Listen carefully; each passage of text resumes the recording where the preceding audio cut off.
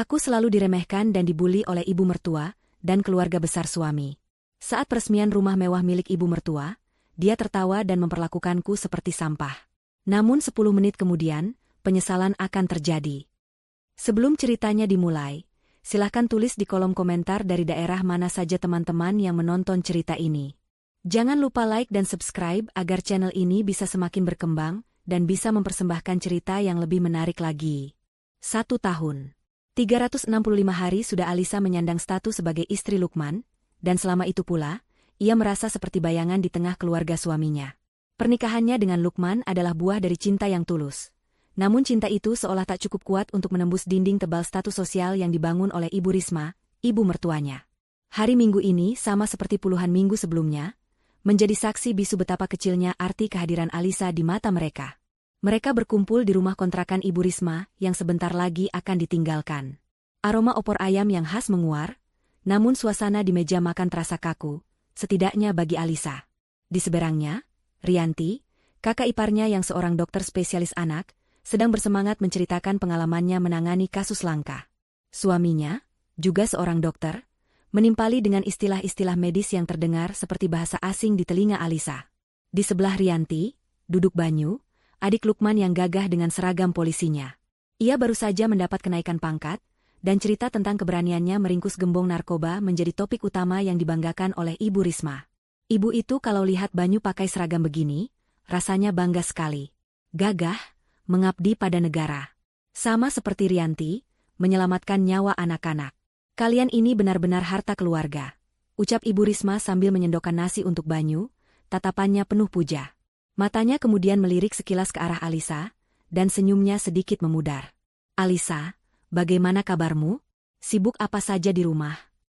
Pertanyaan itu, meski terdengar biasa, selalu terasa seperti sebuah sindiran tajam. Sibuk apa saja di rumah? Seolah-olah seluruh dunia Alisa hanya sebatas 4 dinding, dapur, dan ruang tamu.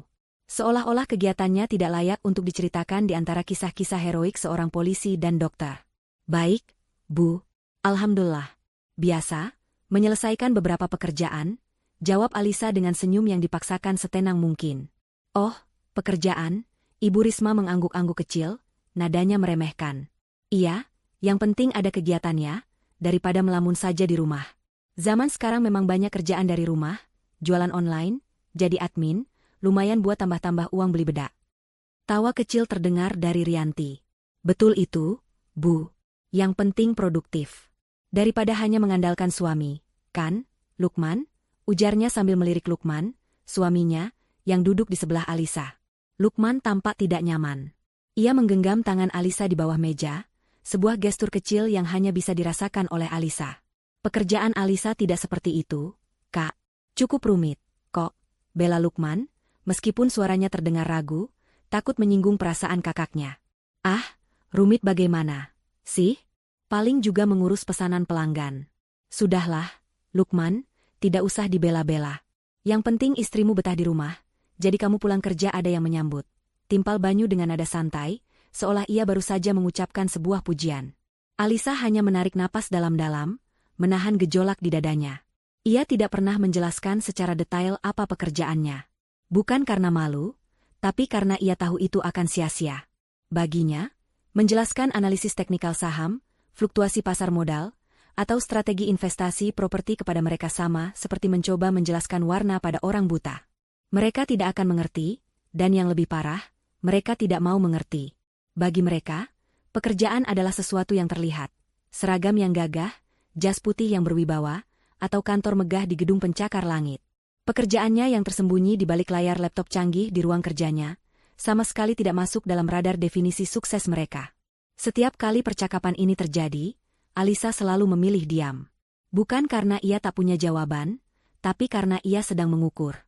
Mengukur kesabaran dirinya sendiri, dan mengukur sejauh mana suaminya akan membelanya. Lukman adalah pria yang baik. Ia mencintai Alisa dengan tulus. Namun di hadapan keluarganya, ia seringkali kehilangan taring. Ia seperti pohon besar yang akarnya kuat, namun dahannya mudah goyah diterpa angin opini keluarganya. Malam harinya, di dalam mobil dalam perjalanan pulang, keheningan menyelimuti mereka. Lukman adalah yang pertama memecahnya. Sayang, maafkan ibu dan kakakku, ya. Mereka tidak bermaksud begitu. Alisa menoleh, menatap suaminya yang sedang fokus menyetir. Tidak bermaksud bagaimana, Mas? Mereka tahu persis apa yang mereka katakan. Mereka menikmatinya. Lukman menghela napas berat. Aku tahu. Aku minta maaf karena aku tidak bisa menghentikan mereka. Ini sudah setahun, Mas. Setahun aku mendengar hal yang sama diulang-ulang. Apakah menurutmu aku akan terbiasa? Aku tidak akan pernah terbiasa dianggap tidak ada. Dianggap hanya bebanmu. Suara Alisa bergetar, menahan emosi yang sejak tadi sore ia pendam. Aku tahu, Alisa. Aku tahu, hanya itu yang bisa Lukman katakan. Ia meraih tangan Alisa dan menggenggamnya erat. Aku janji, aku akan bicara lebih tegas pada mereka. Alisa tidak menjawab. Janji itu sudah sering ia dengar. Setibanya di rumah, Alisa langsung menuju ruang kerjanya, satu-satunya tempat di mana ia bisa menjadi dirinya sendiri. Ia menyalakan 3 monitor yang berjejer di atas mejanya. Seketika, ruangan itu bermandikan cahaya dari grafik-grafik candlestick yang bergerak naik turun, angka-angka yang berkedip cepat, dan berita-berita pasar keuangan dari seluruh dunia. Disinilah dunianya. Di sini, ia bukan sekadar menantu yang bekerja dari rumah. Ia adalah seorang komandan di medan perang finansial, seorang analis tajam yang keputusannya bisa menghasilkan atau menghilangkan ratusan juta dalam hitungan jam. Ia membuka portofolio investasinya. Angka-angka berwarna hijau mendominasi layar, menunjukkan keuntungan yang signifikan dari beberapa saham teknologi yang ia beli bulan lalu. Ia kemudian beralih ke folder lain, sebuah folder properti.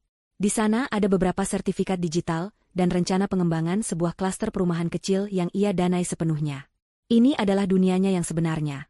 Dunia yang ia sembunyikan rapat-rapat, bukan karena malu, melainkan untuk melindungi dirinya sendiri. Ia tahu, jika keluarga Lukman mengetahui semua ini, mereka tidak akan menghormatinya. Mereka hanya akan melihatnya sebagai sumber uang. Beberapa hari kemudian, Lukman pulang dengan wajah yang sulit diartikan. Ada binar kebahagiaan, namun juga terselip kecemasan yang mendalam di matanya. Ia memeluk Alisa dari belakang saat istrinya sedang memasak makan malam. Sayang, ada kabar baik, bisiknya di telinga Alisa. Alisa mematikan kompor dan berbalik menghadap suaminya. Kabar baik apa? Ibu, akhirnya ibu berhasil membeli rumah impiannya. Rumah besar di komplek Gria Kencana. Ibu senang sekali, kata Lukman dengan antusias. Alisa tersenyum tipis. Ia tahu rumah itu. Komplek elit di pinggir kota yang harganya selangit. Ia tahu persis berapa harganya, karena salah satu unitnya pernah ditawarkan oleh agen properti kepercayaannya. Alhamdulillah. Aku ikut senang mendengarnya, ucap Alisa tulus. Lukman menatap istrinya, raut wajahnya berubah cemas. Dan, ibu akan mengadakan acara syukuran besar-besaran hari Sabtu depan. Ibu ingin semua keluarga besar datang. Ia berhenti sejenak, menelan ludah. Ibu memintaku secara khusus untuk memastikan kamu datang. Ia bilang, ini adalah awal yang baru di rumah yang baru. Alisa terdiam. Awal yang baru. Sebuah frasa yang terdengar terlalu indah untuk menjadi kenyataan. Ia bisa melihat permohonan di mata suaminya. Lukman ingin sekali mempercayai ucapan ibunya, ingin sekali keluarganya bisa harmonis. Alisa menatap wajah pria yang dicintainya itu, wajah yang sama yang selalu menatapnya dengan penuh cinta saat mereka hanya berdua. Namun juga wajah yang sama yang selalu tampak tidak berdaya di tengah keluarganya. Sebuah keputusan mulai terbentuk di benaknya. Mungkin, ini memang saatnya untuk sebuah awal yang baru. Atau mungkin, ini adalah saatnya untuk sebuah akhir. Malam itu terasa lebih panjang dari biasanya. Setelah Lukman tertidur, Alisa masih terjaga, duduk di tepi ranjang sambil menatap kosong ke arah jendela. Undangan syukuran itu terasa seperti panggilan ke medan perang yang sudah sangat ia kenal. Medan di mana ia selalu kalah bahkan sebelum pertempuran dimulai. Bayangan wajah-wajah sinis keluarga mertuanya menari-nari di benaknya. Tawa Rianti yang meremehkan, tatapan tajam Banyu yang seolah menginspeksi, dan puncaknya, kalimat-kalimat Ibu Risma yang dibalut senyum manis namun beracun. Haruskah ia melalui semua itu lagi? Keesokan paginya, saat sarapan, Alisa membuka percakapan. Mas, tentang acara syukuran ibu, aku tidak yakin bisa datang. Lukman yang sedang mengoleskan selai di rotinya, langsung berhenti. Ia meletakkan pisaunya dan menatap Alisa dengan tatapan memohon. Kenapa? Sayang, aku mohon, kali ini saja. Ini hari yang sangat penting untuk ibu. Setiap acara keluarga juga penting, kan? Tapi rasanya selalu sama saja, jawab Alisa dengan suara datar. Ia tidak ingin terdengar marah, ia hanya lelah. Masih ingat saat acara ulang tahun Banyu tahun lalu? Kak Rianti dengan keras bertanya kapan aku akan berhenti, main-main, dan mencari pekerjaan sungguhan agar bisa membantumu. Semua sepupu dan tante mendengarnya. Apa yang Mas lakukan saat itu? Lukman terdiam. Ia ingat kejadian itu dengan sangat jelas. Ia hanya bisa tersenyum kaku dan mengalihkan pembicaraan, meninggalkan Alisa menanggung malu sendirian. Atau saat lebaran, lanjut Alisa, matanya kini menatap lurus ke arah Lukman. Saat semua orang memamerkan bonus dan pencapaian karir mereka, ibu dengan sengaja berkata di depanku, untung Lukman kerjanya bagus, jadi bisa menanggung semuanya sendiri. Seolah-olah aku ini parasit yang hanya menumpang hidup padamu. Setiap kata yang diucapkan Alisa adalah sebuah fakta yang tak terbantahkan. Lukman menunduk, tidak sanggup menatap mata istrinya. Rasa bersalah menusuknya. Semua yang dikatakan Alisa benar. Ia selalu gagal menjadi perisai bagi istrinya. Ia terlalu takut menciptakan konflik dengan keluarganya sendiri, keluarga yang ia tahu salah, namun tetap tidak bisa ia lawan. Aku tahu, Alisa. Aku tahu aku salah. Aku pengecut, ucap Lukman dengan suara bergetar. Ia bangkit dari kursinya, berlutut di samping Alisa dan menggenggam kedua tangannya. Tapi aku mohon padamu, beri aku satu kesempatan lagi. Kesempatan terakhir. Rumah baru ini adalah segalanya bagi ibu. Ia berjanji padaku, ia ingin memulai semuanya dari awal dengan baik. Ia ingin lebih mengenalmu. Alisa menatap suaminya yang berlutut di hadapannya. Ia melihat ketulusan di matanya, sebuah harapan yang putus asa agar semua bisa menjadi lebih baik. Namun Alisa lebih tahu dari siapapun. Manusia seperti Ibu Risma tidak akan pernah berubah. Tapi mungkin, suaminya bisa. Mungkin ini bukan tentang memberi kesempatan pada ibu mertuanya, tapi tentang memberi kesempatan terakhir pada janji suaminya. Bagaimana jika semuanya sama saja, Mas? Bagaimana jika aku datang, dan aku kembali dihina di depan semua orang? Tanya Alisa, suaranya melembut. Lukman mendongak, matanya berkaca-kaca. Aku bersumpah, Alisa, jika mereka menyakitimu lagi, bahkan dengan satu kata sindiran pun, kita akan pulang saat itu juga. Aku tidak akan membiarkannya lagi. Aku janji akan membelamu kali ini. Aku akan memilihmu. Kata-kata, aku akan memilihmu, bergema di hati Alisa. Itulah yang ingin ia dengar selama ini. Bukan pembelaan yang hebat, bukan pertengkaran yang sengit, tapi sebuah penegasan. Penegasan bahwa di atas segalanya, dirinyalah prioritas suaminya. Alisa menarik napas panjang. Keputusannya sudah bulat. Ia akan datang. Bukan karena ia percaya pada Ibu Risma, tapi karena ia ingin melihat apakah Lukman akan menepati janjinya. Malam sebelum acara, Alisa tidak sibuk memilih gaun atau perhiasan. Ia justru duduk di ruang kerjanya, membuka sebuah brankas digital yang dilindungi oleh berlapis-lapis kata sandi. Ia membuka sebuah folder rahasia. Isinya bukan data saham atau properti, melainkan salinan bukti-bukti transfer bank, percakapan WhatsApp, dan sebuah dokumen perjanjian yang sangat detail. Ia menatap lekat sebuah bukti transfer dengan nominal yang sangat besar, dikirimkan ke rekening Bima 6 bulan yang lalu. Di kolom keterangan tertulis, dana talangan rumah impian ibu. Ia ingat dengan jelas hari itu. Lukman datang padanya dengan wajah pucat dan putus asa. Uang muka yang dikumpulkan olehnya, Rianti, dan Banyu ternyata masih kurang sangat banyak untuk bisa membeli rumah di Gria Kencana yang sudah diincar Ibu Risma. Bank menolak pengajuan kredit mereka, karena dianggap terlalu berisiko. Ibu Risma mengancam akan jatuh sakit jika tidak mendapatkan rumah itu. Di tengah keputusasaan itulah, Lukman datang pada Alisa, satu-satunya harapannya. Alisa saat itu setuju, namun dengan satu syarat. Ia tidak mau uang itu dianggap sebagai hadiah atau pemberian cuma-cuma. Ia menyusun sebuah perjanjian investasi keluarga, sebuah dokumen yang mengikat secara hukum, yang menyatakan bahwa ia memberikan dana sebagai investor dengan kepemilikan aset proporsional. Lukman, yang pikirannya kalut dan hanya ingin masalah cepat selesai, menandatangani dokumen itu tanpa membacanya dengan teliti. Baginya, itu hanyalah formalitas agar istrinya merasa aman. Ia tidak pernah tahu bahwa setiap klausul di dalamnya ditulis oleh tim pengacara terbaik yang disewa Alisa. Alisa mencetak satu salinan dari perjanjian itu, memasukkannya ke dalam sebuah map elegan, dan meletakkannya di dalam tas tangan yang akan ia bawa besok. Itu bukan senjata, pikirnya. Itu adalah jaminan. Jaminan untuk martabatnya. Pagi harinya, saat mereka bersiap-siap, Lukman melihat Alisa tampak sangat tenang. Berbeda dari biasanya saat akan pergi ke acara keluarga, di mana Alisa akan terlihat sedikit tegang. Hari ini, ada aura ketegasan yang menguar dari dirinya. Kamu cantik sekali, puji Lukman tulus. Alisa tersenyum. Terima kasih, Mas. Ia merapikan dasi suaminya dan menatapnya lurus di mata. Ada sesuatu dalam tatapannya yang membuat Lukman merasa sedikit merinding. Baiklah, Mas. Aku akan datang, ucap Alisa dengan nada yang tenang namun menyimpan kekuatan yang luar biasa. Tapi aku mau kamu ingat janjimu. Karena ini akan menjadi kali terakhir aku membiarkan diriku direndahkan oleh keluargamu. Kalimat itu bukan ancaman. Itu adalah sebuah pernyataan fakta, sebuah garis batas yang akhirnya ia tarik dengan sangat jelas. Lukman mengangguk dengan sungguh-sungguh, tidak menyadari bahwa hari itu, ia tidak hanya akan menjadi saksi penghinaan terhadap istrinya, tapi juga saksi kebangkitan seorang wanita yang selama ini ia kira hanyalah bayangan. Perjalanan menuju rumah baru Ibu Risma terasa seperti perjalanan menuju sebuah takdir yang tidak bisa dihindari lagi. Perjalanan menuju Gria Kencana terasa singkat. Kompleks perumahan itu menyambut mereka dengan gerbang raksasa yang megah dan jajaran pohon palem yang tertata rapi di sepanjang jalan utama yang mulus. Setiap rumah adalah sebuah pernyataan kemewahan, dengan pilar-pilar tinggi, taman-taman yang terawat sempurna, dan mobil-mobil Eropa yang terparkir di garasi-garasi luas. Alisa menatap semua itu tanpa ekspresi. Sementara Lukman tampak semakin tegang di sampingnya.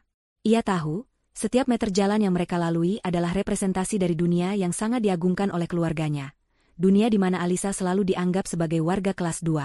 Rumah Ibu Risma berada di salah satu kafling terbaik, sedikit menanjak dengan pemandangan langsung ke arah taman utama kompleks.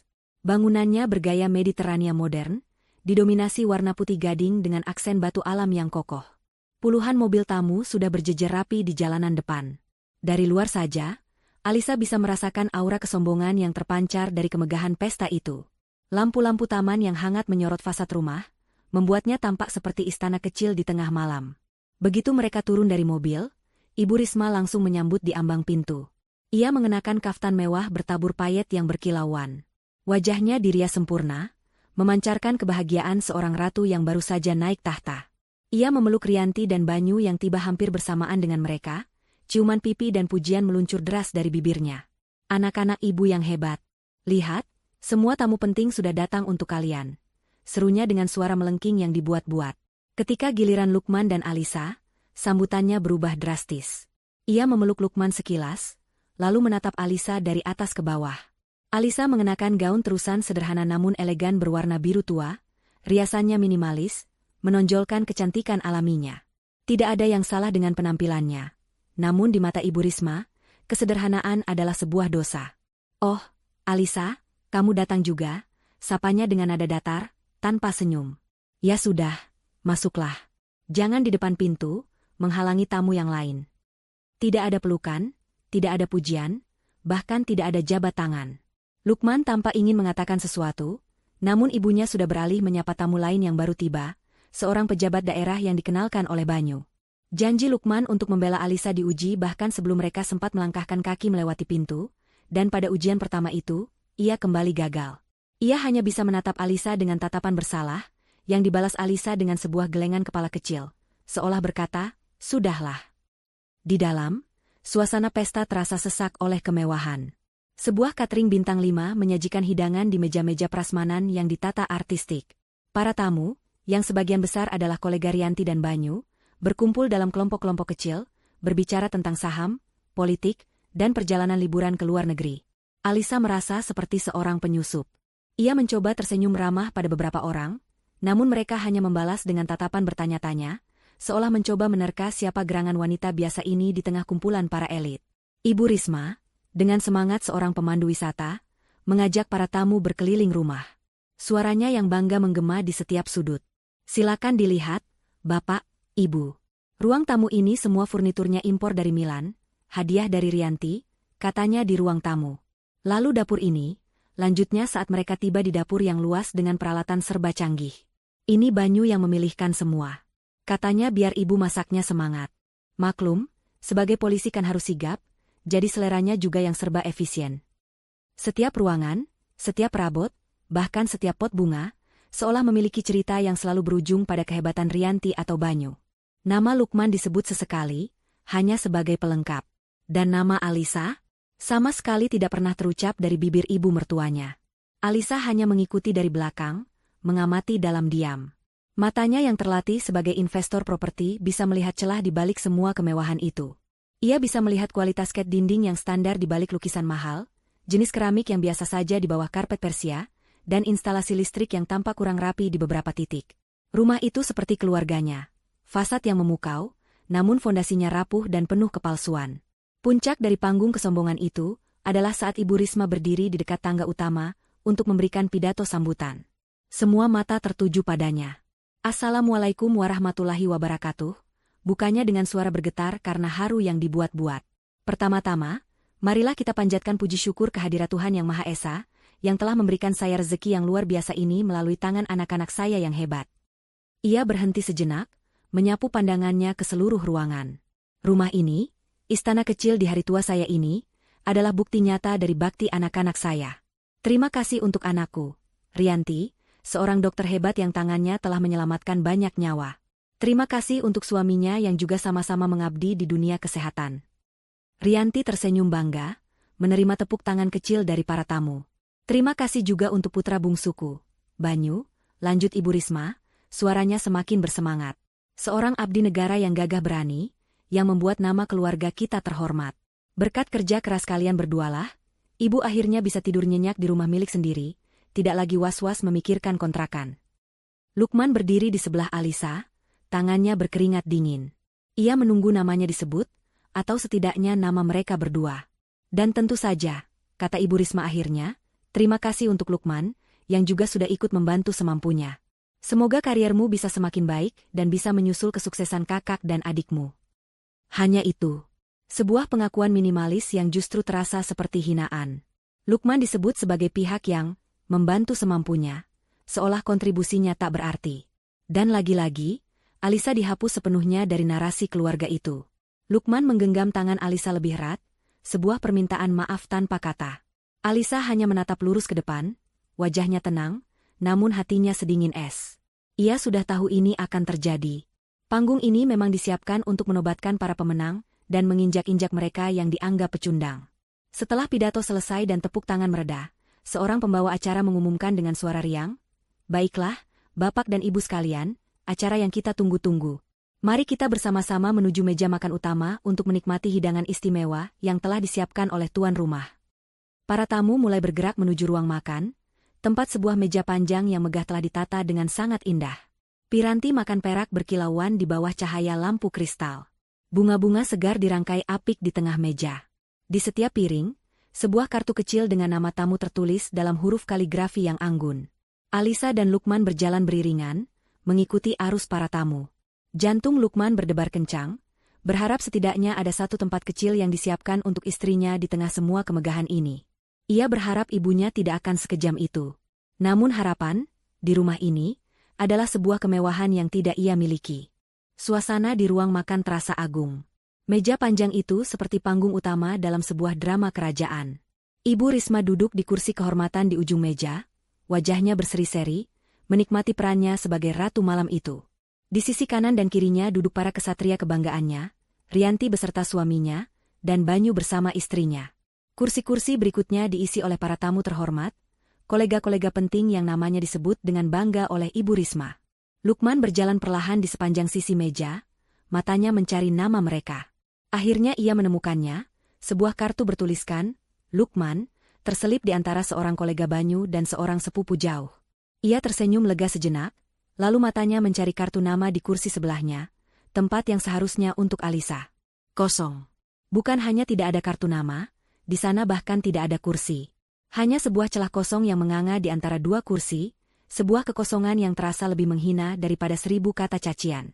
Lantai marmer yang dingin dan kosong adalah satu-satunya hal yang menyambut di tempat di mana istrinya seharusnya duduk.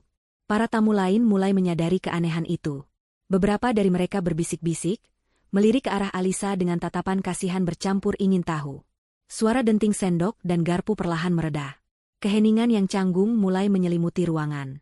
Alisa berdiri diam di belakang Lukman, wajahnya pucat pasi, namun ia memaksakan diri untuk tetap tegak.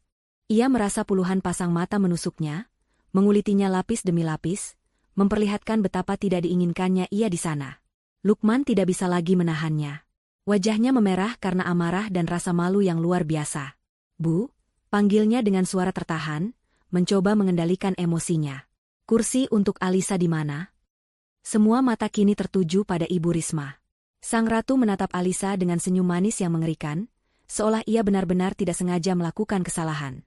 Ia meletakkan sendoknya perlahan, menikmati setiap detik dari drama yang ia ciptakan sendiri. Oh, astaga. Alisa, serunya dengan nada pura-pura kaget. Ya ampun, maaf sekali, sayang. Sepertinya panitianya salah hitung. Ibu pesan kursinya pas sesuai jumlah tamu penting, mungkin mereka tidak memasukkanmu ke dalam daftar. Ia kemudian tertawa kecil, tawa renyah yang sama sekali tidak terdengar seperti penyesalan. Dan saat itulah, ia melontarkan pukulan mematikan itu, kalimat yang akan selamanya terpatri dalam ingatan Alisa. Aduh, maaf ya, kami lupa tidak memesankan kursi untukmu. Kalau mau, duduk saja di bawah meja, nanti kita kasih makanan sisa. Haha. Tawa itu meledak. Bukan hanya dari Ibu Risma, tapi juga dari Rianti dan Banyu. Mereka tertawa terbahak-bahak, seolah baru saja mendengar lelucon paling lucu di dunia. Beberapa tamu ikut tersenyum canggung, sementara yang lain hanya menunduk, tidak berani ikut campur. Tawa itu menggema di ruangan mewah itu, memantul dari dinding marmer dan langit-langit tinggi, setiap gelombang suaranya terasa seperti tamparan keras di wajah Alisa. Ibu, jangan begitu, kata Rianti di sela tawanya, namun nadanya sama sekali tidak membela. Nanti tamu-tamu bingung, dikira kita punya asisten rumah tangga baru yang tidak kebagian tempat duduk. Banyu menimpali, tatapannya dingin menusuk ke arah Alisa. Sudahlah, Liz. Sebaiknya kamu mengerti posisi. Acara ini untuk merayakan kesuksesan, untuk orang-orang yang sudah berjuang. Kamu mungkin kurang cocok di sini. Lebih baik kamu pulang saja, biar tidak merusak suasana bahagia ibu. Itu bukan lagi sindiran. Itu adalah pengusiran. Sebuah deklarasi terbuka bahwa Alisa adalah aib yang harus disingkirkan dari pesta para penguasa itu. Cukup. Batas kesabaran Alisa sudah habis. Namun sebelum ia sempat membuka mulut, sesuatu yang tidak terduga terjadi. Brak! Lukman menggebrak meja dengan keras. Gelas-gelas bergetar, dan beberapa sendok jatuh berdentangan di lantai. Keheningan total seketika menyergap. Tawa di wajah Ibu Risma dan anak-anaknya membeku. Semua mata kini tertuju pada Lukman, yang berdiri dengan napas terengah-engah, matanya menyala karena amarah yang tak tertahankan lagi. Cukup, teriaknya, suaranya menggema memenuhi ruangan. Aku sudah muak dengan semua ini. Ia tidak menatap ibunya. Ia tidak menatap kakak atau adiknya. Ia berbalik, meraih tangan Alisa yang dingin, dan menatap lurus ke mata istrinya. Di matanya, Alisa melihat penyesalan yang mendalam, amarah yang membara, dan yang terpenting, sebuah keputusan. Kita pulang, ucapnya dengan suara tegas yang belum pernah Alisa dengar sebelumnya. Tanpa menunggu jawaban, Lukman menarik Alisa, membelah kerumunan tamu yang terpana. Ia berjalan dengan langkah cepat dan mantap, punggungnya lurus, tidak menoleh ke belakang sama sekali. Ia telah memilih.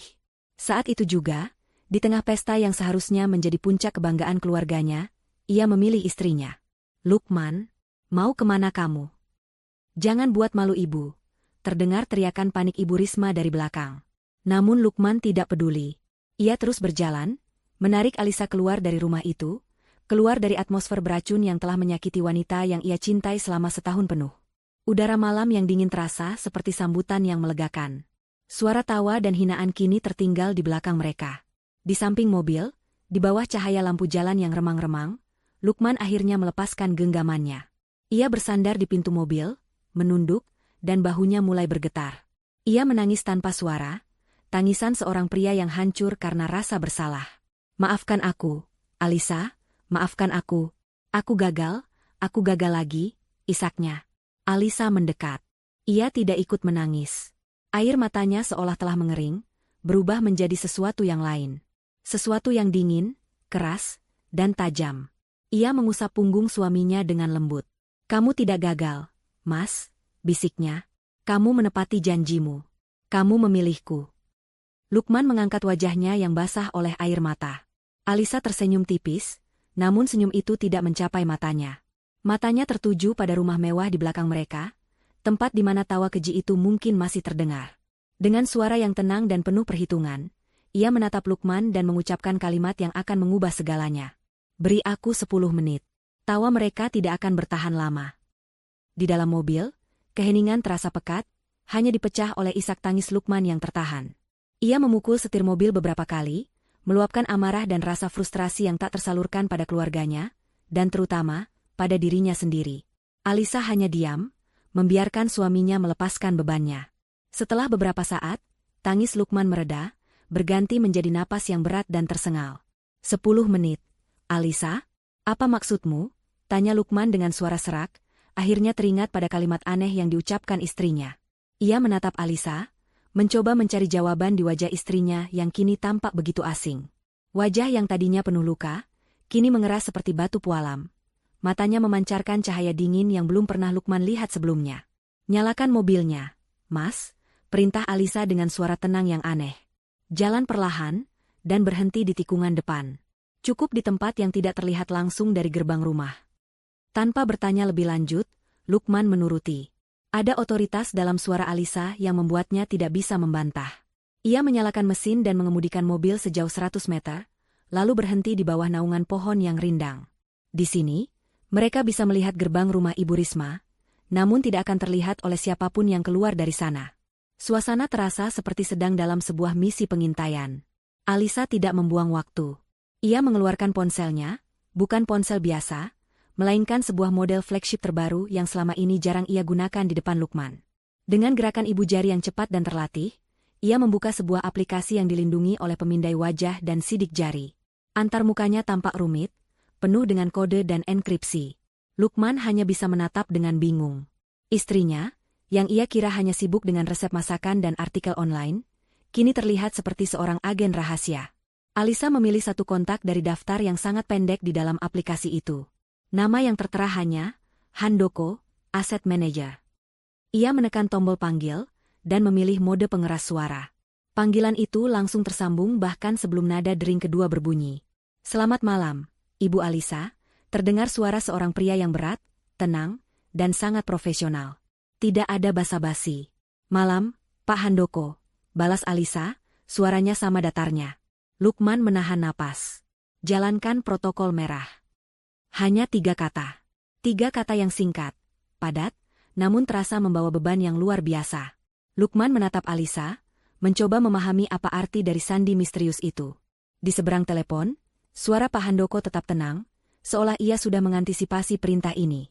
Perintah diterima, Bu. Protokol merah dijalankan. Tim legal dan tim eksekusi lapangan sudah siaga sejak 1 jam yang lalu sesuai instruksi Anda. Semua notifikasi digital akan dikirimkan serentak dalam 5 menit ke depan ke seluruh target. Tim eksekusi akan tiba di lokasi dalam 10 menit. Ada instruksi tambahan? Pastikan tim lapangan bertindak tegas namun tetap profesional. Hindari keributan yang tidak perlu, fokus pada penyampaian surat perintah dan pengamanan aset sementara. Rekam semua interaksi sebagai barang bukti. Perintah Alisa. Nadanya seperti seorang jenderal yang memberikan komando terakhir sebelum perang. Baik, Bu. Semua akan dilaksanakan sesuai prosedur. Kami akan laporkan perkembangannya, jawab Pak Handoko. Terima kasih, kata Alisa, lalu menutup telepon.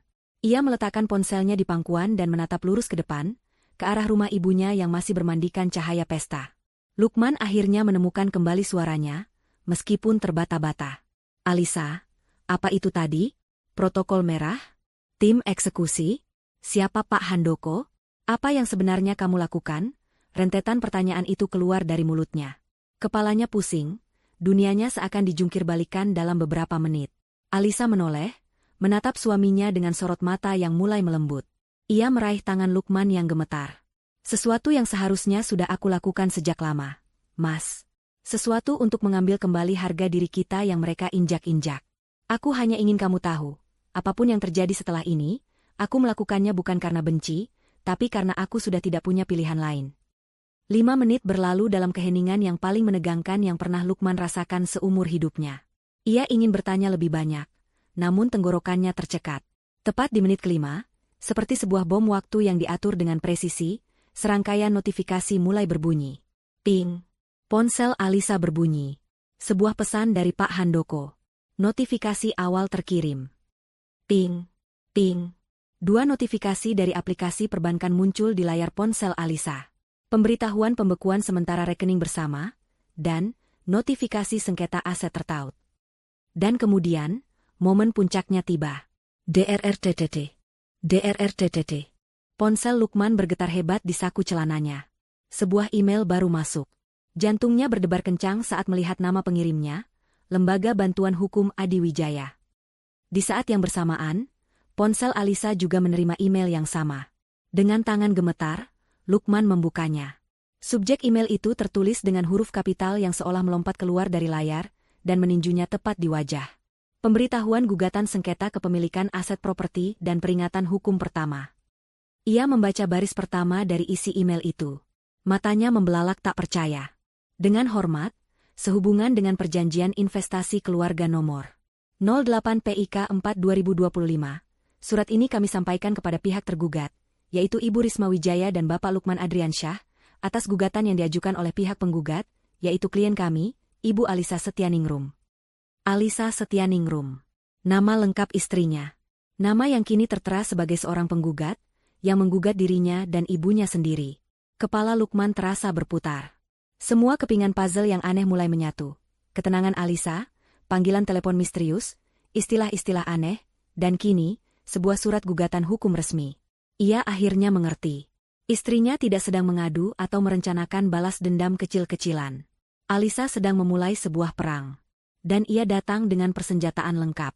Di dalam istana megah Ibu Risma, suasana canggung pasca kepergian Lukman dan Alisa coba dinetralkan oleh sang pemilik rumah. Ibu Risma tertawa keras, melambaikan tangannya seolah mengusir energi negatif. Aduh, maaf ya, Bapak, Ibu. Biasalah, anak muda. Lukman itu memang terlalu memanjakan istrinya. Sedikit-dikit tersinggung, jadi baperan, katanya kepada para tamu di meja utama, mencoba mengubah drama tadi menjadi sekadar lelucon keluarga. Betul itu, timpal Rianti cepat, menyelamatkan muka ibunya. Mungkin Alisa sedang tidak enak badan saja. Maklum, di rumah terus, jadi jarang bersosialisasi. Agak kaget mungkin di acara sebesar ini. Banyu bahkan menambahkan dengan nada mengejek, atau mungkin dia sadar diri, tempatnya memang bukan di sini. Mereka bertiga tertawa, dan beberapa tamu yang ingin menjilat pun terpaksa ikut tersenyum. Musik kembali diputar sedikit lebih keras. Para pramusaji mulai menuangkan minuman, dan percakapan coba dihidupkan kembali. Mereka berusaha keras membungkus luka menganga di tengah pesta itu dengan perban kemewahan dan kepura-puraan. Mereka pikir, badai kecil itu sudah berlalu. Mereka tidak tahu, itu hanyalah angin sepau-sepau sebelum datangnya tsunami. 5 menit setelah Alisa menjalankan protokolnya, neraka digital itu pun tiba. Di tengah-tengah Ibu Risma yang sedang asyik membanggakan perjalanannya ke Eropa, ponselnya yang tergeletak di meja bergetar panjang. Sebuah notifikasi email. Dengan kesal karena interupsi itu, ia membukanya. Senyum di wajahnya langsung membeku. Dahinya berkerut saat membaca subjek email yang mengerikan itu. Gugatan? Sengketa? Properti? Apa-apaan ini? Ia pikir itu spam atau penipuan. Pada saat yang sama, di seberang meja, Rianti juga sedang memeriksa ponselnya yang bergetar. Sebagai seorang dokter, ia terbiasa membaca laporan yang rumit. Namun email di hadapannya ini membuatnya bingung. Nama ibunya, nama Lukman, dan nama Alisa Setyaningrum sebagai penggugat, otaknya yang logis menolak untuk memproses informasi itu. Ini pasti sebuah kesalahan konyol. Banyu, yang sedang berbincang dengan seorang kolega dari kepolisian, juga merasakan getaran di sakunya. Ia membukanya dengan santai, namun rahangnya langsung mengeras saat membaca email itu. Insting polisinya langsung bekerja. Bahasa hukum yang digunakan terlalu rapi untuk sebuah penipuan. Nama firma hukum yang tertera, Adi Wijaya, adalah salah satu firma paling disegani di ibu kota. Keringat dingin mulai membasahi pelipisnya. Bu, Kak, cek email kalian, bisik Banyu dengan nada mendesak. Email soal gugatan aneh itu? Paling juga kerjaan iseng, jawab Rianti mencoba tenang. Ini bukan iseng, Kak. Firma hukum ini asli. Ini serius. Desis Banyu, kepanikannya mulai terlihat. Ibu Risma, yang mendengar percakapan anak-anaknya, mulai merasa tidak enak. Jantungnya berdebar lebih kencang. Suasana pesta yang tadinya berhasil ia hangatkan kembali, kini mendingin dengan cepat. Para tamu yang PK bisa merasakan ada sesuatu yang salah. Bisik-bisik mulai terdengar di penjuru ruangan. Tepat saat kebingungan itu mencapai puncaknya, dari luar terdengar suara beberapa mobil berhenti. Bukan suara mobil tamu biasa, melainkan suara deru mesin mobil besar yang dimatikan serentak, menciptakan keheningan yang mencekam. Semua mata sontak menoleh ke arah jendela besar yang menghadap ke jalan. 4 mobil Toyota Alphard berwarna hitam legam terparkir sempurna di depan gerbang. Pintu-pintunya terbuka serentak, dan keluarlah 8 orang pria berbadan tegap yang mengenakan setelan jas hitam dan kacamata gelap, bergerak dengan disiplin seperti pasukan khusus. Mereka segera menyebar, membentuk formasi di sekitar gerbang dan pintu masuk. Pintu salah satu mobil terbuka, dan keluarlah seorang pria parubaya yang tampak sangat berwibawa. Dialah Pak Handoko. Ia mengenakan setelan yang paling mahal di antara semuanya, langkahnya mantap dan penuh percaya diri. Di belakangnya, 2 orang asisten mengikuti, masing-masing membawa tas kerja dari kulit. Pintu utama rumah yang tadinya tertutup, kini terbuka lebar. Pak Handoko dan 2 asistennya masuk tanpa permisi, berjalan melewati para tamu yang terpana, langsung menuju ke tengah ruangan. Musik berhenti total. Para pramusaji membeku di tempat. Pesta itu telah berakhir. Pak Handoko berhenti beberapa meter dari meja utama, tatapannya menyapu seluruh ruangan sebelum akhirnya berhenti dan terkunci pada Ibu Risma. "Selamat malam," sapanya dengan suara tenang namun berbobot, cukup keras untuk didengar semua orang. "Maaf mengganggu pesta Anda. Saya Handoko dari firma hukum Adi Wijaya." Banyu segera maju, mencoba mengambil alih situasi. "Ada apa ini? Anda masuk tanpa izin." "Saya polisi." Pak Handoko melirik Banyu sekilas, sama sekali tidak terintimidasi. "Kami tahu siapa Anda, Bapak Banyu Adriansyah. Dan kami di sini dengan surat perintah resmi. Kami datang sebagai perwakilan hukum dari investor utama properti ini." Wajah Ibu Risma memucat. Kata investor itu kembali muncul. Kepanikan kini berubah menjadi amarah yang meledak-ledak. Ia tidak terima pestanya, hari kemenangannya, dihancurkan seperti ini. Ia berdiri, menunjuk wajah Pak Handoko dengan jari gemetar. "Investor? Investor apa? Rumah ini lunas saya beli dengan uang anak-anak saya. Tidak ada investor di sini," teriaknya histeris. "Siapa yang berani mengaku-ngaku?"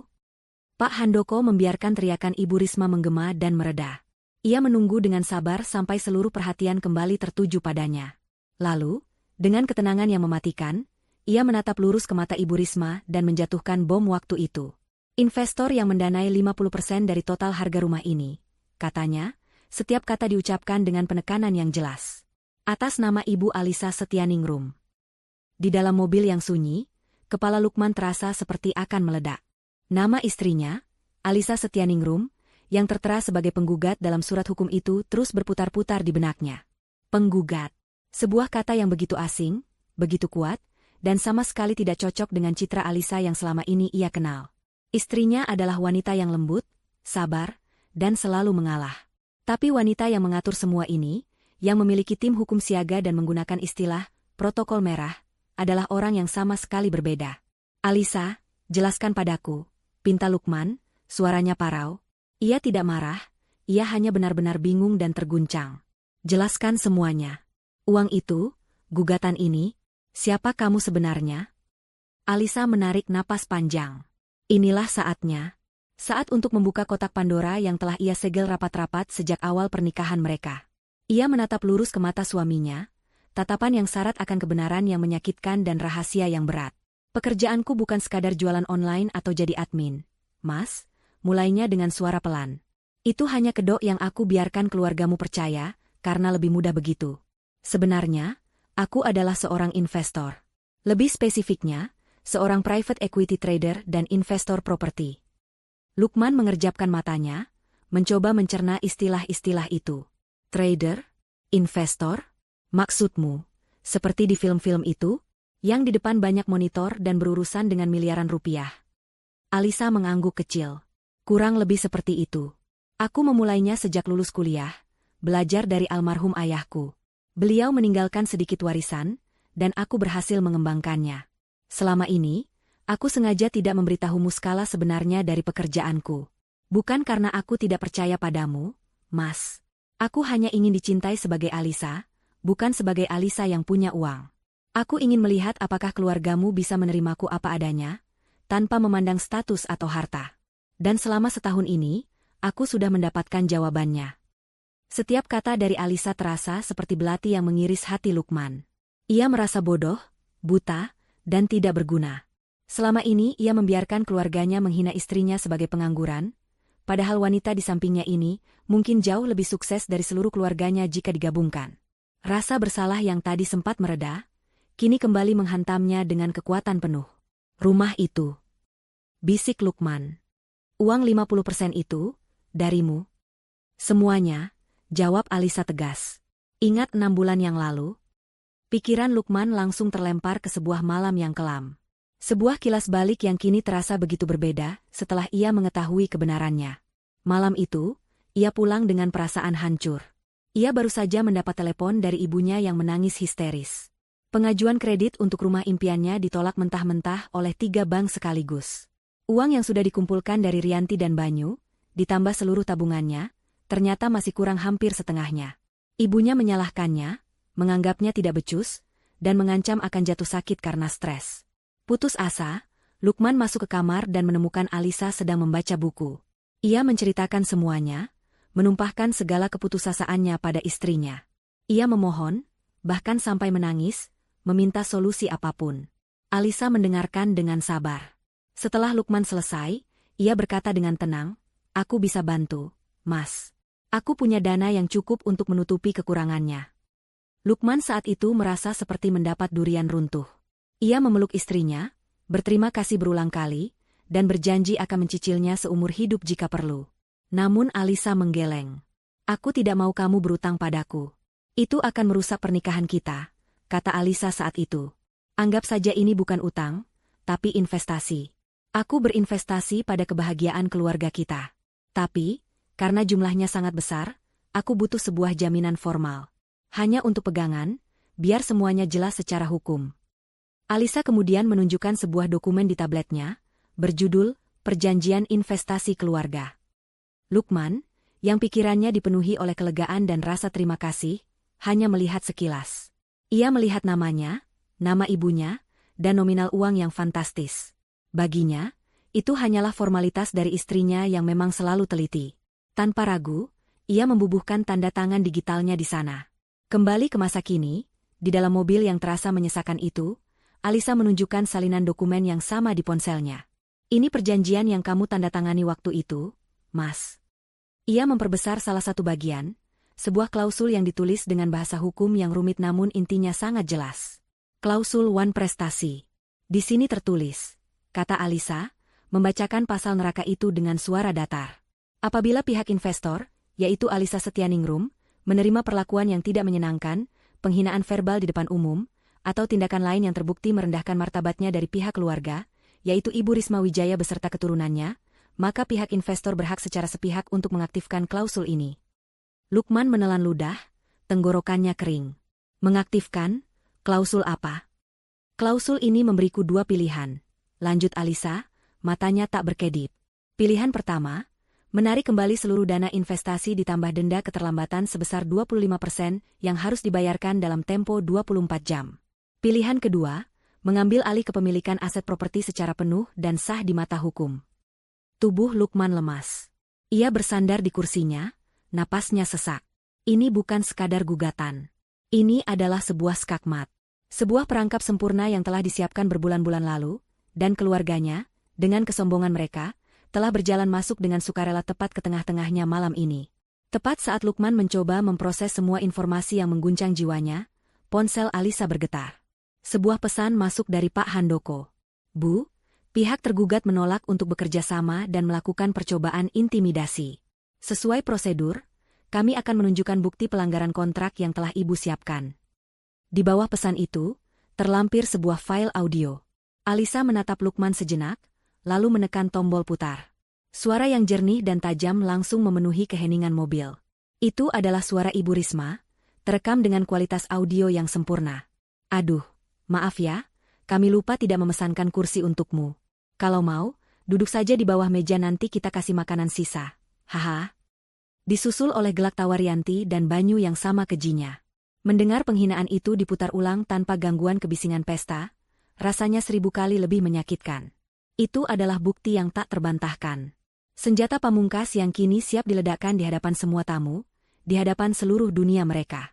Di dalam rumah, suasana sudah berubah dari kebingungan menjadi kekacauan. Pernyataan Pak Handoko yang menyebut nama Alisa sebagai investor 50% terasa seperti sambaran petir. Setelah beberapa detik hening karena syok, Ibu Risma adalah yang pertama meledak. Bohong. Ini semua bohong, teriaknya, wajahnya yang tadi anggun kini berubah merah padam dan mengerikan. Perempuan pengangguran itu mana mungkin punya uang sebanyak itu? Ini pasti penipuan. Kalian ini komplotan penipu yang ingin memeras kami. Rianti, dengan logika dokternya, mencoba mencari celah. Ini tidak masuk akal. Pasti ada pemalsuan dokumen.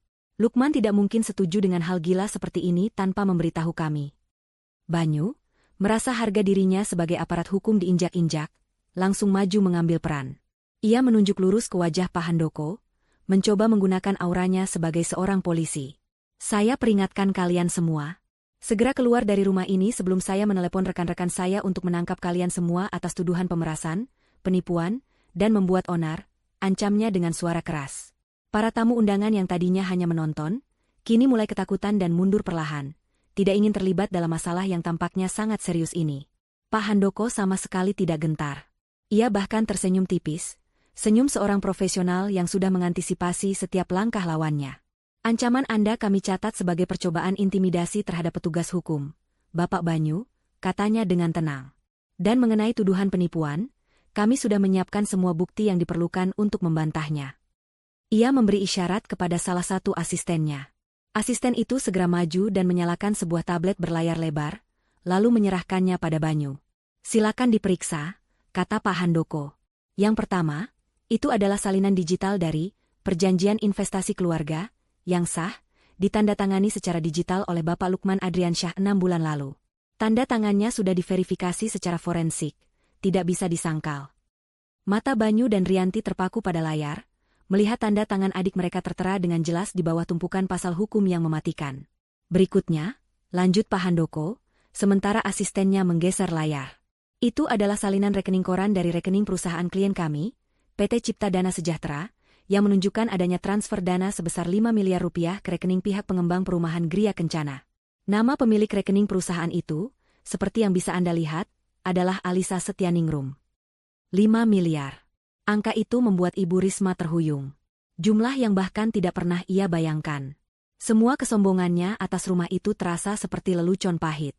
Dan yang terakhir, untuk melengkapi, kata Pak Handoko lagi. Itu adalah salinan nomor pokok wajib pajak dan surat pemberitahuan tahunan milik Ibu Alisa. Terdaftar dengan profesi sebagai analis keuangan dan investor. Silakan perhatikan jumlah penghasilan kena pajak yang beliau laporkan tahun lalu. Saya rasa itu cukup untuk menjawab pertanyaan, dari mana uangnya? Seluruh keluarga itu terdiam membisu. Wajah mereka pucat pasi seperti mayat. Semua bukti itu tak terbantahkan. Alisa bukan pengangguran. Alisa bukan benalu. Alisa adalah seorang raksasa keuangan yang selama ini bersembunyi di balik topeng kesederhanaan, dan mereka, dengan bodohnya, telah mencoba menginjak-injak seekor naga yang sedang tertidur. Banyu, dalam upaya terakhirnya yang putus asa, mencoba melawan. Ini pasti jebakan. Lukman pasti dipaksa. Dan alasan kalian menggugat kami malam ini, itu tidak sah. Pak Handoko menggelengkan kepalanya perlahan. Tuduhan Anda sangat serius, Pak Banyu. Anda menuduh klien kami melakukan pemaksaan. Untungnya, alasan klien kami mengaktifkan klausul wan prestasi malam ini juga sudah kami dokumentasikan dengan sangat baik. Inilah saatnya. Momen penghakiman. Pak Handoko memberi isyarat lagi. Asistennya menekan satu tombol di tablet itu, menghubungkannya ke sistem pengeras suara portabel yang mereka bawa. Dan kemudian, suara itu terdengar. Menggema di seluruh ruangan yang hening. Suara Ibu Risma yang direkam dengan sangat jernih. Aduh, maaf ya, kami lupa tidak memesankan kursi untukmu. Kalau mau, duduk saja di bawah meja nanti kita kasih makanan sisa. Haha. Tawa keji Rianti dan Banyu menyusul, terdengar 100 kali lebih buruk saat diputar ulang di tengah keheningan yang mencekam itu. Seluruh tamu yang masih tersisa menatap keluarga itu dengan tatapan jijik dan tidak percaya. Martabat keluarga Wijaya, yang selama ini dibangun dengan susah payah di atas panggung kesombongan, hancur berkeping-keping dalam 10 detik. Setelah rekaman itu selesai, Pak Handoko menatap wajah-wajah yang sudah luluh lantak itu. Harga sebuah penghinaan, katanya dengan suara dingin. Kini saatnya klien kami menagih. Sesuai perjanjian, Anda memiliki 2 pilihan. Lanjutnya, membacakan ultimatum itu seperti vonis mati.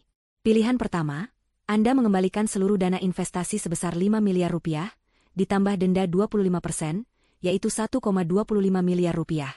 Total 6,25 miliar rupiah, harus lunas dalam waktu 24 jam ke depan. Keluarga itu terkesiap. Itu adalah jumlah yang mustahil. Pilihan kedua, kata Pak Handoko, Anda menandatangani surat penyerahan aset secara sukarela malam ini juga. Sertifikat hak milik atas properti ini akan segera diproses balik nama, menjadi atas nama Ibu Alisa Setianingrum. Anda dan keluarga akan diberi waktu 7 kali 24 jam untuk mengosongkan rumah ini dengan damai. Tidak ada pilihan ketiga. Tidak ada negosiasi. Ibu Risma tidak kuat lagi. Kakinya lemas dan ia ambruk di kursi terdekat. Seluruh dunianya runtuh. Istana yang ia banggakan, simbol status yang ia puja-puja, kini akan dirampas oleh menantu yang paling ia benci. Air mata penyesalan dan amarah mengalir deras di pipinya. Ia meraba-raba tasnya, mencari ponselnya dengan tangan gemetar. Hanya ada satu orang yang bisa ia harapkan. Ia menekan nomor Lukman. Panggilan itu tersambung. "Lukman!" teriaknya histeris ke telepon. Suaranya dipenuhi tangis dan amarah yang meluap-luap. "Cepat kembali ke sini. Urus istri gilamu itu. Dia akan mengambil rumah kita." Teriakan histeris Ibu Risma dari seberang telepon begitu melengking, hingga Lukman harus sedikit menjauhkan ponsel dari telinganya. Suara itu, suara yang dulu selalu ia takuti dan patuhi, kini terdengar begitu asing. Itu bukan lagi suara seorang ibu yang terluka, melainkan suara seorang tiran yang kerajaannya sedang runtuh dan menyalahkan semua orang kecuali dirinya sendiri. "Lukman, kamu dengar ibu tidak? Cepat pulang. Istrimu ini sudah gila, dia sudah seperti setan. Dia mau mengambil rumah kita, hasil jerih payah kita semua. Kamu harus menceraikannya, Lukman. Ceraikan perempuan iblis itu." Di dalam mobil, Alisa tetap diam. Ia menatap lurus ke depan, memberikan suaminya ruang dan waktu untuk membuat keputusan yang paling penting dalam hidupnya. Ini bukan lagi pertarungannya. Ia sudah meluncurkan misilnya, dan kini, ia hanya menjadi penonton, menunggu untuk melihat di pihak mana suaminya akan berdiri saat ledakan terakhir terjadi. Lukman menarik napas dalam-dalam, mencoba menenangkan jantungnya yang berdebar kencang. Ia bisa merasakan tatapan Alisa, sebuah tatapan yang tidak menuntut, namun penuh penantian. Ia teringat kembali pada semua kejadian malam ini. Wajah Alisa yang pucat saat berdiri tanpa kursi. Tawa keji keluarganya yang menggema di telinganya. Dan janjinya sendiri, sumpahnya, bahwa ia akan memilih Alisa. "Bukan Alisa yang akan mengambil rumah itu, Bu," ucap Lukman akhirnya. Suaranya terdengar sangat tenang. Sebuah ketenangan yang lahir dari keputusan yang sudah bulat. Ketenangan yang membuat Ibu Risma di seberang sana terdiam sejenak. "Apa maksudmu?" bentak Ibu Risma, tidak mengerti. Jelas-jelas dia yang mengirim para preman berjas itu ke sini. "Mereka bukan preman, Bu. Mereka pengacara. Dan mereka datang karena diundang. Diundang oleh kesombongan ibu sendiri," lanjut Lukman. Kata-katanya tajam dan tepat sasaran. "Selama setahun ini, Ibu, Kak Rianti, dan Banyu menanam benih hinaan setiap hari di hati Alisa. Kalian sirami dengan cemoohan, kalian pupuk dengan tatapan merendahkan. Malam ini, kalian hanya sedang menuai panennya. Alisa tidak merampas apapun. Dia hanya datang untuk menagih harga dari semua luka yang telah kalian berikan." Terdengar suara keributan di seberang telepon. Tampaknya Rianti merebut ponsel dari ibunya. "Lukman, jaga bicaramu. Kamu sudah dicuci otak oleh perempuan itu ya? Ini ibu, Lukman, ibumu yang melahirkanmu. Kamu lebih memilih orang asing daripada ibumu sendiri? Itulah dia." Kartu truf terakhir yang selalu berhasil membuat Lukman luluh, rasa bersalah seorang anak. Dulu, kata-kata itu akan langsung membuatnya merasa menjadi anak durhaka. Tapi tidak lagi. Malam ini, ia melihat dengan jelas. Alisa bukan orang asing. Alisa adalah rumahnya. Sementara orang-orang yang berbagi darah dengannya, justru terasa seperti orang yang paling asing baginya. "Kak Rianti, dengarkan aku baik-baik," kata Lukman, nadanya masih sama tenangnya. "Alisa bukan orang asing. Dia istriku. Dia adalah keluargaku. Kalian yang selama ini memperlakukannya seperti orang asing. Kalian yang tidak pernah memberinya kesempatan. Kalian yang membangun tembok di antara kita semua. Kalian pikir kesuksesan itu apa?" lanjut Lukman, suaranya kini sedikit bergetar, bukan karena ragu, tapi karena emosi yang jujur. "Jabatan? Gaji besar? Rumah mewah? Kalian salah. Kalian punya semua itu, tapi hati kalian kosong. Kalian begitu miskin sampai-sampai yang kalian punya hanya uang dan jabatan. Alisa, istriku yang kalian sebut pengangguran, dia jauh lebih kaya dari kalian semua. Bukan hanya karena uangnya, tapi karena hatinya. Keheningan total di seberang sana. Kata-kata Lukman telak menghantam mereka. Aku tidak akan pulang, kata Lukman, mengucapkan vonis terakhirnya. Aku tidak akan mengurus apapun. Masalah ini kalian yang ciptakan. Jadi, silakan selesaikan sendiri. Nikmati buah dari kesombongan kalian. Lukman, jangan. Terdengar suara lirih ibunya yang putus asa. Namun Lukman tidak memberinya kesempatan lagi. Selamat tinggal, Bu. Ia tidak langsung mematikan telepon. Di depan Alisa, ia melakukan sebuah ritual kecil yang menjadi simbol pembebasan dirinya. Ia membuka kontak ibunya, memilih opsi, blokir kontak, dan menekannya tanpa ragu. Lalu ia mencari kontak Rianti, dan melakukan hal yang sama. Terakhir, Banyu. Blokir. Selesai. Tali yang selama ini mengikatnya pada masa lalu yang menyakitkan, telah ia putuskan sendiri. Ia meletakkan ponselnya, lalu menoleh pada Alisa. Untuk pertama kalinya dalam waktu yang sangat lama, matanya terlihat begitu jernih, bebas dari bayang-bayang keraguan dan rasa takut. Ia meraih kedua tangan istrinya, menggenggamnya dengan erat. Maafkan aku, Alisa, bisiknya tulus. Maaf karena aku butuh waktu begitu lama untuk melihat semuanya dengan jelas. Maaf untuk setiap air mata yang tidak aku seka, dan setiap hinaan yang tidak aku lawan. Alisa menggeleng. Matanya berkaca-kaca, bukan karena sedih, tapi karena terharu. Kamu tidak perlu minta maaf lagi, Mas. Lukman tersenyum, senyum tulus pertama malam itu. Ia menatap jalanan di depan mereka yang gelap, yang seolah menjanjikan sebuah awal yang baru. Ayo kita pulang, katanya. Ke rumah kita yang sebenarnya. Alisa mengangguk, menyandarkan kepalanya di bahu suaminya. Mobil itu pun melaju, meninggalkan kompleks perumahan mewah itu, meninggalkan semua kepalsuan dan rasa sakit, menuju fajar mereka yang baru. 3 bulan berlalu sejak malam yang mengubah segalanya. Berita tentang pesta syukuran Ibu Risma yang berakhir dengan drama penyitaan rumah menyebar, seperti api di kalangan sosialita dan rekan-rekan kerja mereka. Cerita itu menjadi bisik-bisik paling panas di setiap arisan, pertemuan alumni, bahkan di kantin rumah sakit tempat Rianti bekerja, dan di kantor polisi tempat Banyu bertugas. Cerita itu dibumbui dari mulut ke mulut. Namun intinya tetap sama, keluarga Wijaya yang angkuh dan sombong telah menerima karma instan dari menantu perempuan yang selama ini mereka injak-injak. Seperti yang sudah diduga, Ibu Risma dan keluarganya tidak mampu membayar denda fantastis yang dituntut oleh Alisa. Tepat 7 hari setelah malam itu, di bawah pengawasan tim Pak Handoko yang bekerja dengan sangat profesional, mereka harus mengemasi barang-barang mereka dan angkat kaki dari istana impian mereka. Momen itu disaksikan oleh beberapa tetangga yang penasaran, menjadi tontonan memalukan yang meruntuhkan sisa-sisa harga diri mereka. Kejatuhan mereka tidak berhenti di situ. Reputasi Rianti sebagai dokter spesialis yang ramah dan berwibawa tercoreng. Beberapa pasien dari keluarga berada yang hadir di pesta itu memilih untuk pindah dokter, tidak sudi ditangani oleh orang yang karakternya seburuk itu. Banyu pun harus menghadapi pemeriksaan internal di kesatuannya setelah salah satu tamu penting di pesta itu melaporkan perilakunya yang mencoba mengintimidasi tim hukum dengan jabatannya. Ia tidak dipecat, namun karirnya yang tadinya cemerlang kini menjadi stagnan. Mereka kehilangan lebih dari sekadar rumah. Mereka kehilangan status, kehormatan, dan muka di depan semua orang yang selama ini mereka coba buat kagum. Sesuai prosedur hukum, rumah di Gria Kencana itu resmi menjadi milik Alisa sepenuhnya. Namun, Alisa tidak pernah sekalipun menginjakan kaki lagi di sana. Baginya, rumah itu adalah monumen dari rasa sakit. Dengan bantuan Pak Handoko, ia menjual rumah itu dengan cepat. Harganya sedikit di bawah pasar agar segera laku, namun tetap menghasilkan jumlah yang sangat besar. 1 minggu setelah uang hasil penjualan masuk rekeningnya, Alisa melakukan langkah terakhirnya.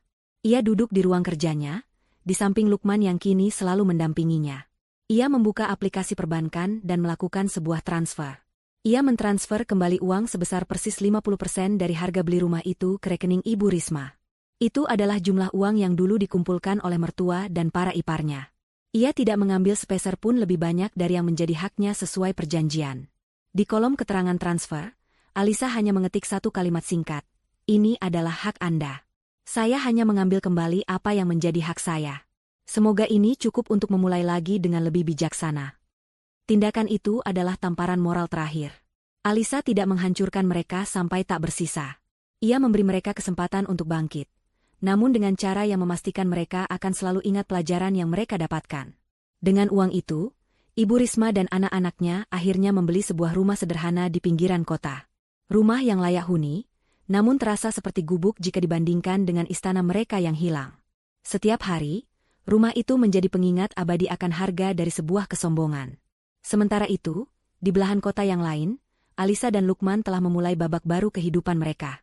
Mereka membeli sebuah apartemen penthouse di pusat kota, bukan untuk pamer, tapi karena Alisa menyukai pemandangan kota dari ketinggian saat ia bekerja di malam hari. Apartemen itu tidak lebih besar dari rumah Ibu Risma, namun setiap sudutnya diisi dengan cinta, tawa, dan rasa saling menghargai. Lukman telah berhenti dari pekerjaan lamanya. Bukan karena Alisa yang meminta, tapi karena keputusannya sendiri. Ia kini membantu Alisa mengelola beberapa investasi propertinya, belajar dengan tekun setiap hari. Ia menemukan gairah baru dalam hidupnya, dan yang terpenting, ia menemukan kebanggaan yang luar biasa saat melihat istrinya beraksi. Ia tidak lagi merasa rendah diri, justru merasa menjadi pria paling beruntung di dunia, karena bisa menjadi partner bagi wanita secerdas Alisa. Sore itu, mereka berdua sedang duduk di balkon, menikmati secangkir teh sambil memandang matahari yang mulai terbenam di antara gedung-gedung pencakar langit. "Aku dapat email dari Pak Handoko," kata Alisa sambil menunjukkan layar ponselnya. "Proyek klaster perumahan kita di Sentul sudah terjual habis. Keuntungannya 30% di atas target." Lukman tersenyum lebar. Ia tidak hanya melihat angka-angka di layar. Ia melihat kerja keras istrinya, kecerdasannya, dan keberaniannya. Ia meraih ponsel itu, meletakkannya di meja, lalu menggenggam kedua tangan Alisa. "Aku bangga sekali padamu," bisiknya tulus. Alisa tersenyum, senyum yang begitu lepas dan bahagia. "Aku juga bangga padamu, Mas. Kamu adalah investasi terbaikku." Mereka tidak berkata-kata lagi. Dalam keheningan yang nyaman itu, mereka memandang cakrawala. Fajar baru telah tiba dalam kehidupan mereka, fajar yang mereka bangun sendiri di atas puing-puing masa lalu, fajar yang menjanjikan masa depan yang cerah, yang akan mereka hadapi bersama, sebagai satu tim yang tak terkalahkan. 1 tahun adalah waktu yang singkat dalam perputaran alam semesta, namun bisa menjadi sebuah keabadian yang mengubah segalanya dalam kehidupan manusia. Setahun setelah malam penuh drama di Gria Kencana, takdir telah selesai menata ulang bidak-bidak catur dalam kehidupan keluarga Wijaya dan menantu perempuannya, Alisa. Papan permainannya sudah berbeda, rajanya sudah berganti, dan pion-pion yang dulu merasa angkuh kini tersingkir di sudut papan yang terlupakan. Di sebuah rumah tipe 45 di perumahan yang padat di pinggiran kota, hari Minggu tidak lagi terasa istimewa. Dulu, hari Minggu adalah panggung bagi Ibu Risma. Panggung untuk memamerkan kesuksesan anak-anaknya, menyindir menantunya, dan memvalidasi status sosialnya. Kini, hari Minggu hanyalah sebuah pengingat akan semua yang telah hilang. Rumah itu terasa sempit. Dindingnya seolah meremas sisa-sisa kebanggaan mereka.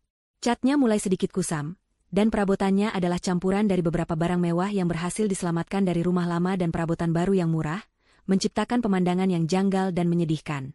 Ibu Risma duduk di kursi teras yang terbuat dari plastik, menatap kosong ke jalanan depan yang becek karena hujan semalam. Wajahnya, yang dulu selalu terawat dan bersinar oleh kepuasan, kini dihiasi oleh kerutan-kerutan baru yang terbentuk dari kekecewaan kronis. Ia tidak lagi mengenakan kaftan mewah, hanya daster batik sederhana. Kemewahan adalah sebuah kemustahilan sekarang. Uang hasil penjualan rumah yang ditransfer oleh Alisa memang cukup untuk membeli rumah ini dan menopang hidup. Namun gaya hidupnya yang dulu boros harus dipangkas habis-habisan. Rianti dan Banyu datang berkunjung, bukan lagi dengan mobil Eropa mereka yang berkilauan, melainkan dengan mobil LCGC yang mereka beli setelah terpaksa menjual mobil lama untuk menutupi beberapa utang kartu kredit. Mereka duduk di ruang tamu yang sempit, suasana di antara mereka terasa berat dan penuh tuduhan yang tak terucap. "Pasienku semakin sepi saja," keluh Rianti sambil mengaduk tehnya tanpa minat. Berita soal pesta itu ternyata masih saja dibicarakan orang. Kemarin ada pasien lama yang terang-terangan bilang kalau dia lebih nyaman berobat ke dokter yang hatinya baik. Sindiran yang luar biasa. "Karierku juga rasanya tidak akan kemana-mana," timpal Banyu dengan nada getir. "Setiap ada kesempatan promosi, namaku selalu dilewatkan. Aku dengar dari teman, atasan masih menganggapku sebagai orang yang arogan dan menyalahgunakan wewenang. Semua gara-gara malam sialan itu."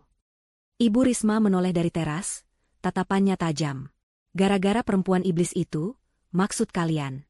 Dia yang merencanakan semua ini. Dia yang menghancurkan kita." Itulah lagu yang sama yang selalu ia nyanyikan selama setahun terakhir. Di benaknya, ia adalah korban. Alisa adalah penjahatnya. Ia tidak pernah sekalipun mencoba merefleksikan perbuatannya sendiri, tidak pernah mengakui bahwa penderitaannya saat ini adalah buah yang ia tanam sendiri dengan tangannya. Penyangkalan menjadi satu-satunya mekanisme pertahanannya yang tersisa.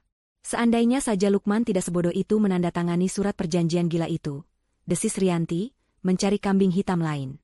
Atau seandainya ibu tidak sekeras itu padanya malam itu, balas Banyu, suaranya pelan namun cukup untuk menyulut api. Apa? Kamu menyalahkan ibu? Bentak Ibu Risma, langsung tersinggung. Ibu hanya mengatakan apa yang pantas dia dapatkan. Harusnya kalian berdua yang bisa berpikir. Yang satu dokter, yang satu polisi, tapi tidak ada yang sadar kalau adik ipar kalian itu ular berbisa. Pertengkaran itu pun dimulai. Pertengkaran yang sama yang selalu terjadi setiap kali mereka berkumpul.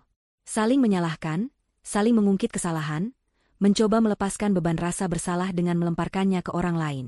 Tidak ada lagi kebanggaan, tidak ada lagi pamer pencapaian. Yang tersisa hanyalah kepahitan, penyesalan, dan ikatan keluarga yang kini terasa seperti rantai yang saling menyakiti. Mereka terjebak bersama dalam penjara kesengsaraan yang mereka ciptakan sendiri.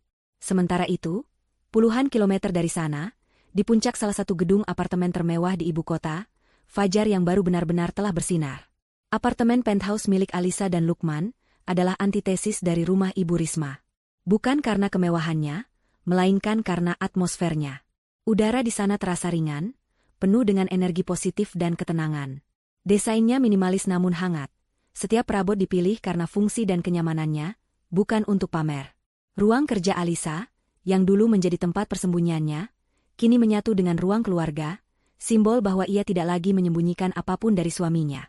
Lukman, dengan penampilan yang lebih segar dan percaya diri, sedang berdiri di depan sebuah papan tulis digital yang besar.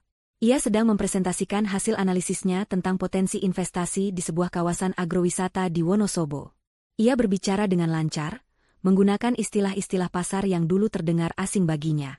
Jadi, jika kita melihat proyeksi arus kas dan potensi pengembangan infrastruktur dari pemerintah daerah, tingkat pengembalian investasi di proyek ini bisa mencapai 40% dalam 3 tahun. Risikonya ada, terutama di stabilitas regulasi, tapi saya sudah menyiapkan beberapa strategi mitigasi. Jelasnya sambil menunjuk grafik di layar. Alisa duduk di sofa, mendengarkan dengan saksama sambil tersenyum bangga. Suaminya telah tumbuh pesat. Ia bukan lagi sekadar membantu, ia telah menjadi partner strategis yang sepadan. Rasa laparnya untuk belajar dan kemampuannya melihat gambaran besar ternyata adalah bakat terpendam yang selama ini terkubur di bawah bayang-bayang keluarganya. Bersama Alisa, bakat itu akhirnya menemukan tanah yang subur untuk berkembang. Analisis yang bagus sekali, Mas. Puji Alisa tulus saat Lukman selesai. Aku setuju dengan strategimu. Kita bisa jadwalkan pertemuan dengan pengembangnya minggu depan. Lukman tersenyum lebar, lalu duduk di samping Alisa. Ia menuangkan teh hijau untuk mereka berdua. Kehidupan mereka kini adalah perpaduan yang indah antara pekerjaan yang menantang dan momen-momen personal yang tenang. Mereka bekerja keras, namun mereka juga tahu kapan harus berhenti untuk sekadar menikmati secangkir teh bersama sambil menatap pemandangan kota. Kadang aku masih suka teringat, ucap Lukman tiba-tiba, nadanya serius. Tentang mereka. Alisa menatapnya, menunggu kelanjutannya. Aku tidak merindukan pertengkarannya, tentu saja, lanjut Lukman. Tapi kadang aku bertanya-tanya, apakah ibu baik-baik saja? Apakah mereka belajar sesuatu dari semua ini? Ini adalah topik yang jarang mereka bicarakan, namun Alisa tahu ini penting bagi Lukman untuk memprosesnya. Menurutmu? Tanya Alisa lembut. Lukman terdiam sejenak, lalu menggeleng pelan. Aku rasa tidak.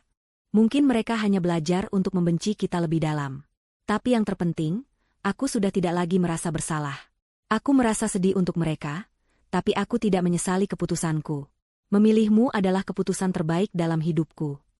Alisa menggenggam tangan suaminya. Dan memilihmu adalah keputusanku yang paling membahagiakan, Mas. Sore itu, dalam sebuah perjalanan menuju lokasi proyek baru di selatan kota, sebuah kebetulan kecil terjadi. Saat mobil mereka berhenti di lampu merah di sebuah persimpangan yang ramai, mata Alisa tanpa sengaja menangkap sesosok figur yang familiar di halte bus di seberang jalan. Itu adalah Ibu Risma. Ia sedang berdiri, berdesakan dengan penumpang lain, menenteng beberapa kantong belanjaan dari pasar tradisional yang tampak berat. Tidak ada lagi kaftan mewah, tidak ada lagi riasan sempurna. Ia hanya mengenakan blus sederhana yang sedikit lusuh dan kerudung yang warnanya sudah agak pudar. Ia tampak seperti ibu-ibu parubaya biasa, lelah setelah seharian beraktivitas, wajahnya menampakkan gurat-gurat kehidupan yang keras. Tidak ada lagi jejak sang ratu yang angkuh. Yang ada hanyalah seorang wanita biasa yang sedang menunggu angkutan umum. Alisa menahan napas sejenak. Ia melirik Lukman, yang ternyata juga sedang menatap ke arah yang sama. Wajah Lukman menyiratkan sebuah emosi yang kompleks. Ada sebersit kesedihan di sana, sebuah refleks alami seorang anak saat melihat ibunya dalam keadaan yang sulit. Namun tidak ada keraguan, tidak ada penyesalan. Kesedihan itu dengan cepat berganti menjadi sebuah penerimaan yang tenang. Alisa sendiri, saat menatap wanita yang pernah menjadi sumber penderitaannya itu, merasakan sesuatu yang mengejutkan. Ia tidak merasakan apa-apa. Tidak ada amarah yang tersisa, tidak ada dendam, tidak ada rasa puas, bahkan tidak ada rasa kasihan. Sosok di seberang jalan itu hanyalah orang asing. Kekuatan wanita itu untuk menyakiti Alisa telah lenyap sepenuhnya, karena Alisa telah mengambil kembali kekuatannya sendiri. Penghinaan di bawah meja itu, tawa yang keji itu, semuanya terasa seperti adegan dari sebuah film lama yang sudah tidak lagi ia ingat detailnya. Lampu lalu lintas berubah hijau. Mobil-mobil di belakang mulai membunyikan klakson. Lukman tidak menjalankan mobilnya. Ia menoleh pada Alisa, seolah meminta persetujuan.